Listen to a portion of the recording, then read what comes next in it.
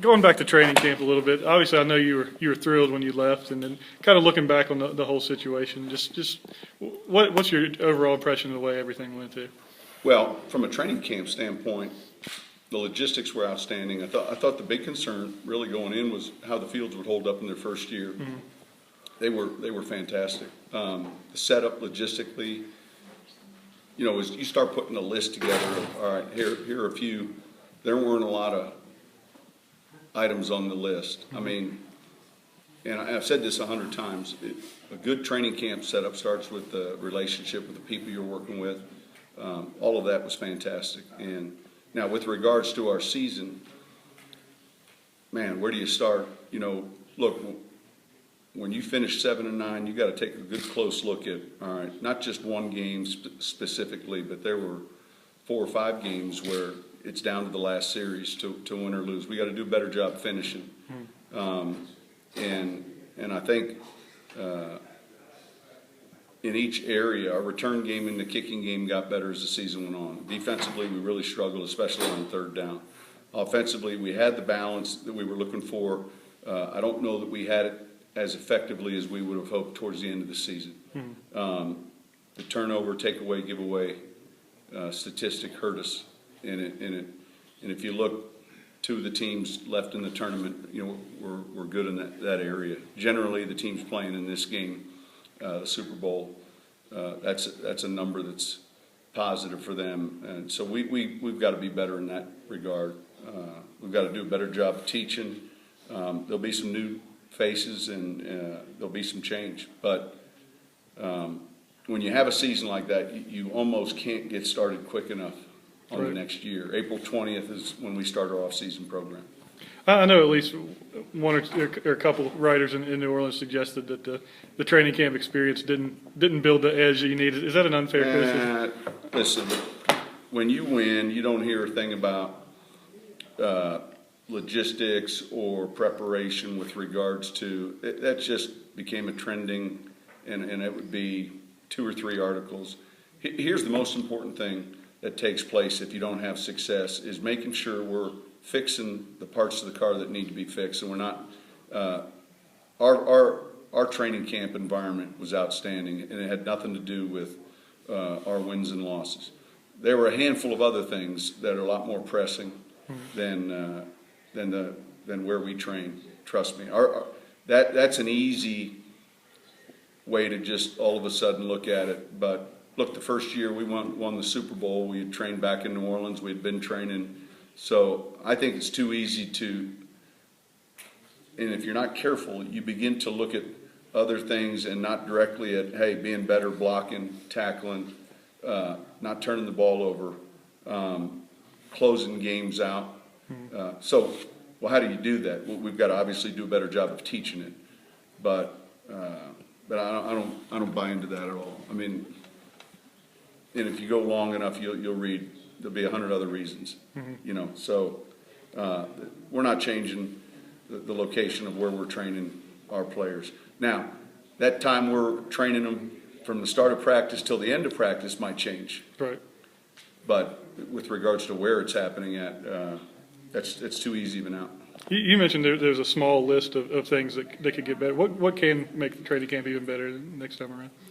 It's a small list. I think, look, when we kind of went through, just where the fences are going to be put, and we got that cleaned up. I mean, we're really nitpicking. The grass fields were the most important thing. How are they going to hold up in their first year and really new, and they were outstanding. So those will be one more year now, a year further along, and I don't know a whole lot about sod and surfaces, but I know how much stronger the root system will be. Drainage was good. I thought our support, whether it was local or from out of town, we had a ton of people that travel from Louisiana that are just, diehard Saints fans. Food was outstanding. Our logistics in regards to where we stayed. I think the weather that month was cooler than maybe the norm. And that provided a real good setup. I'm struggling finding a lot of the challenges, Right. obviously flying into a smaller airport or accessing the location. Right. But I think people, by and large, found their way here. I know it was received well. Right. The last question I have for you is, I heard you talking to Mr. Justice a little bit there about this event and all it does for the student athletes. What's kind of impresses you about what you've seen so far with this Big Atlantic Classic? Well, listen, the title of it is the Big Atlantic Classic, and so obviously you recognize there are a lot of teams here. And I can still remember basketball tournaments, in high school.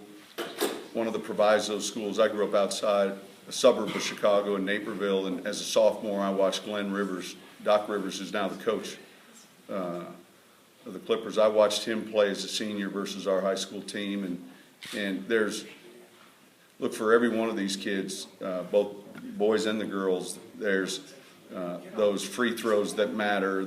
You're creating environments of pressure and significant. The classic obviously would imply special. Buzzer beater. So I think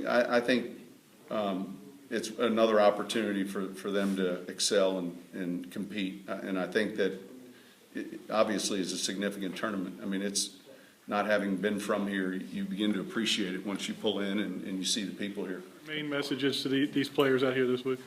Well, we were just discussing, it's passion for something you want to do. Finding that, it's hard. A lot of these kids, are searching for what their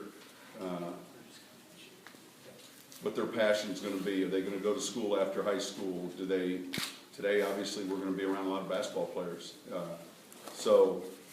But the work required, and then the ability to handle the setbacks. And I think, for me, I can point to a ton of different what would be measured as backward steps or setbacks, and then how you handle that. I think those are important lessons. Jim was telling me last week you've really developed a close relationship with the state of West Virginia. Just tell me a little bit about what the state means. This has been a great fit. I would say there's a pride about the people in Louisiana. And you don't feel it until you're there and you're living there. I'm getting ready, going into my 10th year living there. But there's a state pride as to the things that they do and the way they're able to host people for big events. But that region, not just to include New Orleans, but certainly New Orleans, you go up to Baton Rouge, Shreveport, over to Lafayette, really through that Gulf South would be very similar to that same sense of pride you feel in this state. Now, there were a lot of logistical things that you might say happenstance that all of a sudden came together, and here we are getting ready for our second training camp this upcoming fall at the Greenbrier. But it's a great facility, and again, it's more than the fields and the buildings. It's really about the relationships, and that part of it has really made it work. So,